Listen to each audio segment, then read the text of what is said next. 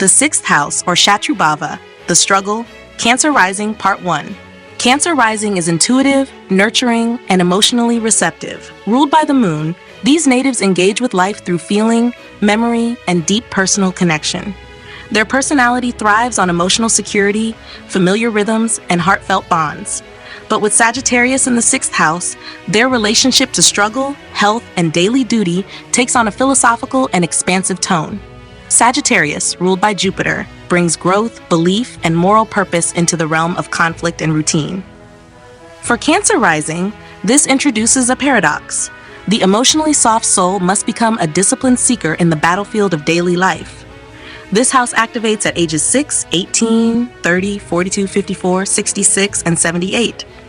Sagittarius in the sixth house makes conflict a matter of principle rather than mere friction. Cancer's lunar nature wants emotional peace, but Sagittarius ignites moral outrage and the urge to correct wrongs with fire and clarity. These natives are not indifferent to injustice. They feel it in their body. The result is a personality that may appear gentle, but brims with conviction when daily life violates their inner ethics. Work and routine are not just obligations. They are platforms for expressing purpose and integrity. Jupiter as the ruler of this house brings both blessing and challenge. Where Cancer desires predictability, Jupiter introduces expansion, learning, and broad responsibility. The Cancer rising native must learn to manage emotional sensitivity while developing philosophical strength in the face of messiness, inefficiency, or systemic injustice. They often find themselves in environments that demand care and wisdom, whether in teaching, healing, or guiding others through turbulent situations. They are not built to function in soulless labor. They must feel that their work uplifts or aligns with a greater belief. This placement can create spiritualized service, where routine becomes ritual and caregiving is infused with faith. These natives may bring an almost priestly presence to work, whether they serve through education, medical caregiving, counseling, or even food and hospitality. Yet, they must be careful not to over-sacrifice or martyr themselves. When their ideals are too rigid, they may grow disillusioned by the imperfections of real life, struggling with cynicism, burnout, or resentment masked as moral superiority. Physiologically, Sagittarius governs the hips, thighs, liver, and sacral region. Jupiter's influence can bless them with resilience but also excess, especially when emotional stress is spiritualized rather than processed. Cancer risings may struggle with weight fluctuations, liver imbalances, or inflammation rooted in emotional overload. They benefit most from restorative movement, spiritual health practices, and ethical alignment in diet and lifestyle. True wellness arises not just from peace, but from purpose. Emotionally, these natives are driven to care but may expect too much of themselves. Sagittarius in the sixth makes them strive for significance in everything. Even small tasks must serve a big picture. If their work feels meaningless, they may emotionally withdraw or overcommit in the hope of redeeming the experience. They need to learn the art of everyday devotion, how washing a dish or writing an email can be as sacred as guiding a life, if done in integrity.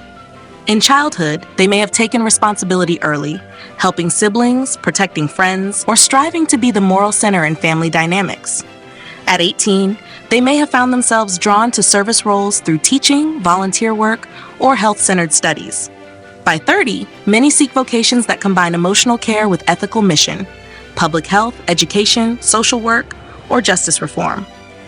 At 42, their work becomes their DHarma, an evolved version of care rooted in wisdom, not emotion alone.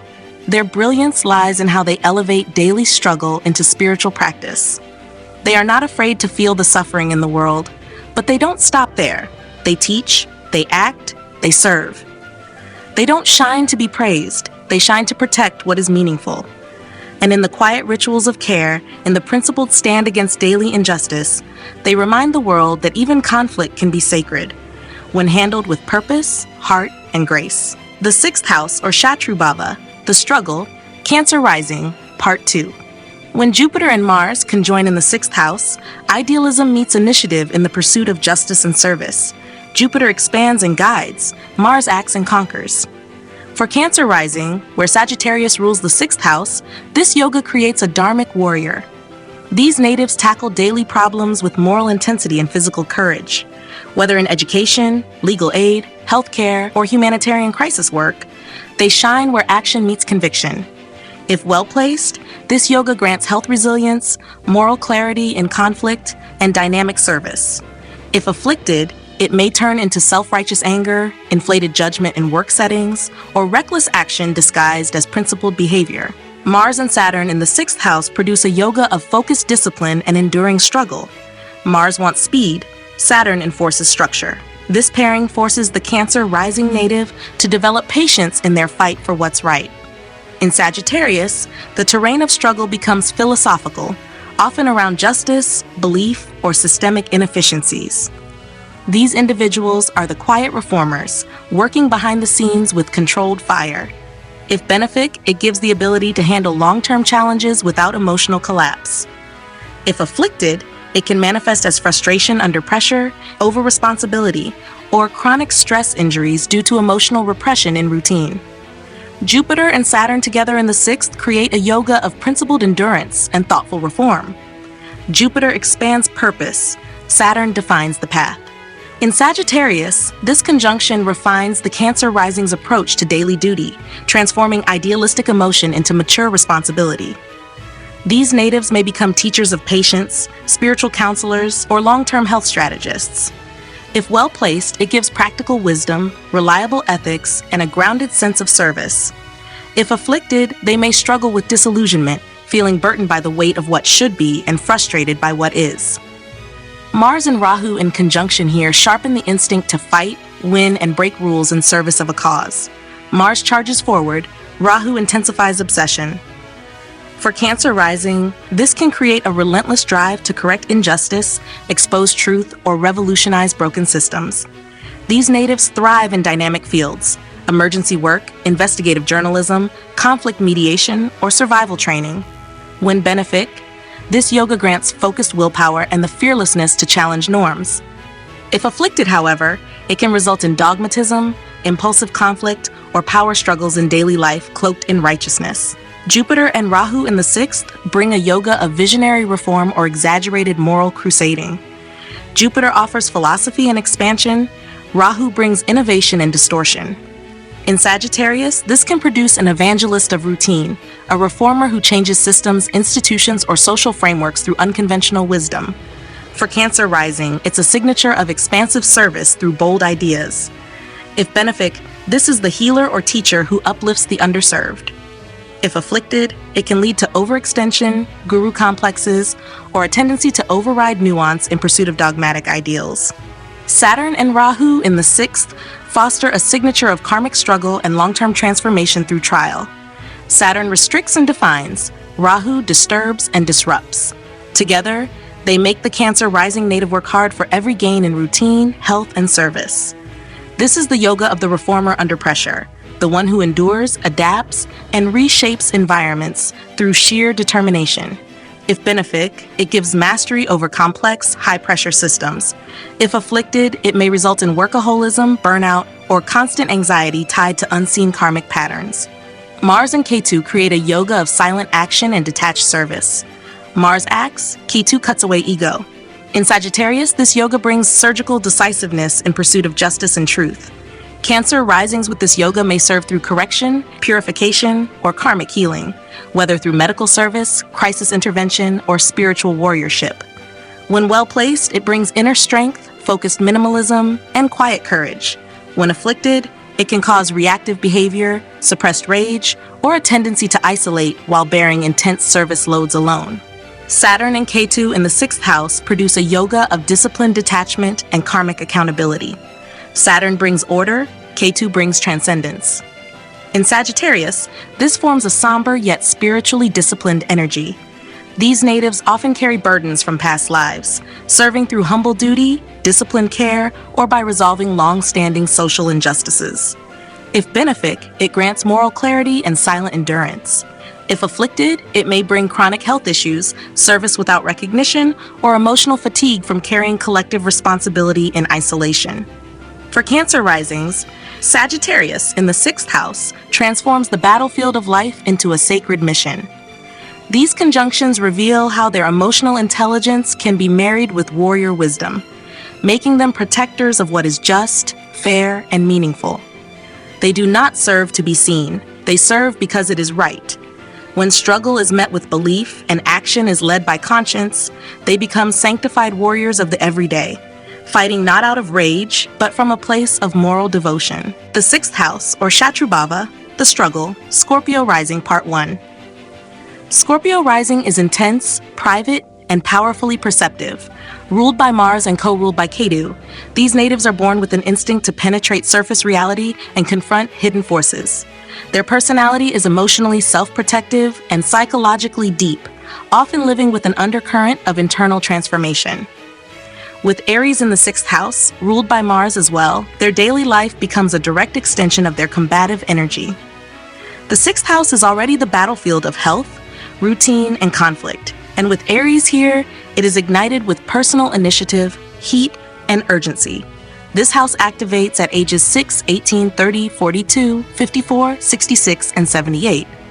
Aries in the sixth house turns routine into battle strategy. Scorpio rising already approaches life through deep emotional calibration, but this placement forces them to act swiftly, fight openly, and burn through resistance. Unlike the Scorpio tendency to operate from the shadows, Aries in the sixth brings confrontation out into the open.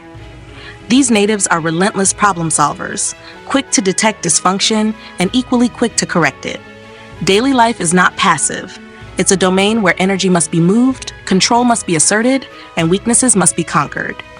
Mars, as ruler of both the ascendant and sixth house, becomes the undisputed engine of the Scorpio rising's life. The will is fierce, especially in health matters and professional settings. These individuals often deal with crises not as interruptions, but as fuel. There's little tolerance for incompetence or stagnation. In service roles or teamwork, they prefer to lead, fix, or push others towards strength. When channeled well, this placement produces tireless reformers, physical healers, coaches, or crisis managers. When mismanaged, it can create combative work dynamics, burnout, or inflammation from repressed fury. The sixth house also governs physical health, and Aries here gives both resilience and risk. These individuals often express anger or stress somatically, through the head, blood pressure, or muscular system. The body becomes a feedback loop for their willpower and frustration levels. They need physical outlets, vigorous exercise, martial arts, or active routines that allow the body to discharge inner tension. Without movement, the Mars energy stagnates and turns inward, potentially manifesting as headaches, fevers, or conflict-oriented behaviors. Emotionally, Scorpio risings with Aries in the sixth wrestle with the burden of control. They often feel that if they don't fix it, no one will. This leads to a deep sense of responsibility, but also the risk of over-efforting or micromanaging. They must learn that not every problem is theirs to solve, and not every crisis requires intervention. Their work becomes wiser when they trust in pacing, knowing when to act and when to conserve force. Discipline, not just intensity, becomes their medicine. In childhood, they may have been fierce protectors, defending siblings, taking on tasks with unflinching focus, or challenging authority figures when injustice was sensed. At 18, they often seek roles that test strength, military service, competitive sports, or physically demanding work. At 30, many find themselves in positions of tactical leadership, helping others confront fear or inefficiency. By 42, they learn to integrate urgency with wisdom, becoming the kind of presence that commands not by force, but through unwavering clarity. Their brilliance lies in their courage to confront. While others hesitate at the first sign of resistance, they push through. In Aries' sixth house, the Scorpio rising becomes a precision warrior, able to reform systems, correct patterns, and embody strength through action. They don't shine to soothe, they shine to cut through the noise. And in that blazing, unflinching approach to daily battle, they become the embodiment of earned strength, sharpened by fire, tempered by pressure, and driven by purpose. The sixth house, or Bhava, the struggle, Scorpio rising, part 2. When Mars and Saturn conjoin in the sixth house, discipline meets drive in its purest battlefield form. Mars charges forward, Saturn slows and refines. For Scorpio rising, with Aries ruling the sixth house and Mars as the ruler of both, this conjunction creates a powerful engine for resilience, physical mastery, and tactical problem solving. These individuals take no shortcut. They win through sheer force of calculated endurance. When benefic, this yoga produces health warriors, strategic reformers, or systems enforcers who thrive in high-pressure environments. When afflicted, it can result in suppressed anger, rigid control issues, or chronic fatigue from pushing past the body's limits. Mars and Rahu in Aries ignite a volcanic force in the 6th house. Mars wants action. Rahu exaggerates and distorts. This pairing can make the Scorpio rising relentless in defeating enemies, whether literal competitors, physical illnesses, or systemic dysfunctions. They may take on bold reforms or crisis interventions, often using unconventional methods to bypass resistance. When well placed, this yoga grants fierce charisma in conflict, immense survival instinct, and the capacity to change work cultures. When afflicted, it may manifest as combative obsession, overexertion, or workplace chaos, rooted in ego-charged domination. Saturn and Rahu together form a yoga of karmic enforcement and institutional insurgency. Saturn brings structure and karmic weight, Rahu injects rebellion and ambition. In Aries, this pairing for Scorpio rising can produce intense reformers, those who grind through corrupt or inefficient systems to reshape the structure from within. They're not here to comply, they're here to outlast and outmaneuver. When benefic, this yoga fosters legacy building through service. When afflicted, it may lead to paranoia in daily life, compulsive routines, or deep mistrust of coworkers and medical institutions. Mars and Ketu in Aries forge a spiritual warrior archetype. Fierce action meets ego detachment. Mars fights instinctively, Ketu fights karmically. For Scorpio rising, this conjunction brings precise, surgical ability to resolve conflict without emotional entanglement. These individuals may excel in solitary service, emergency response, combat medicine, or spiritual purification. They often take on other people's battles as a karmic path of service. When benefic, this yoga creates detached mastery in crisis.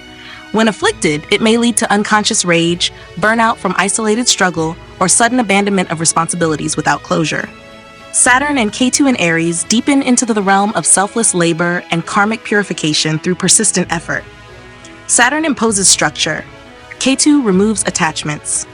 Scorpio risings with this pairing in the 6th house may find themselves working silently through institutional or generational karma, repeating cycles of invisible service that ultimately refine their inner strength.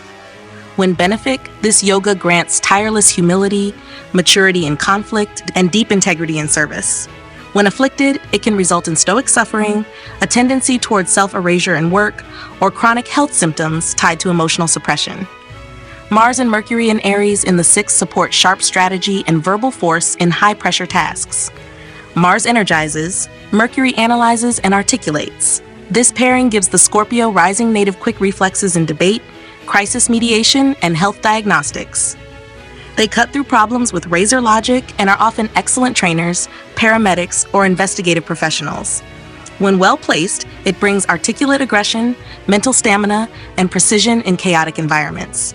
If afflicted, it may result in hostile speech, impulsive decision-making, or mind-body disconnect. Saturn and Mercury together create a yoga of pragmatic intelligence and quiet mastery in work. Mercury refines, Saturn stabilizes.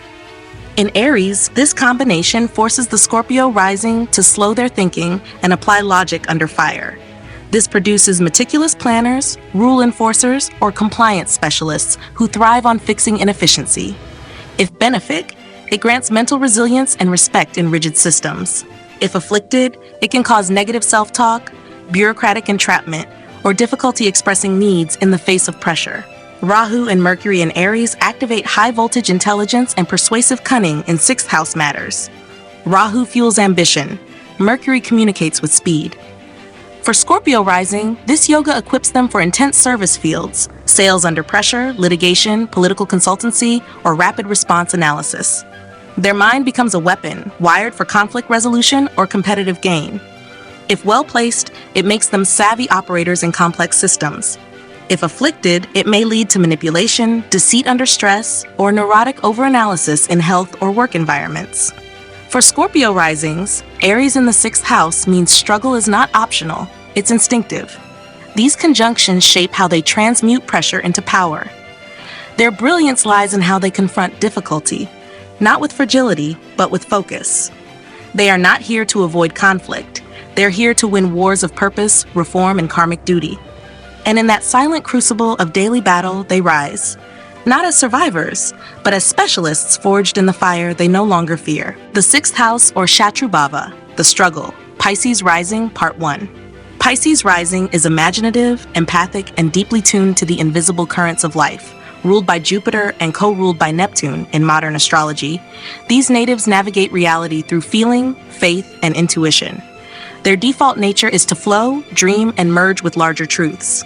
But with Leo in the sixth house, the domain of service, health, and conflict, they are called to step onto the stage of daily life with authority, visibility, and purpose.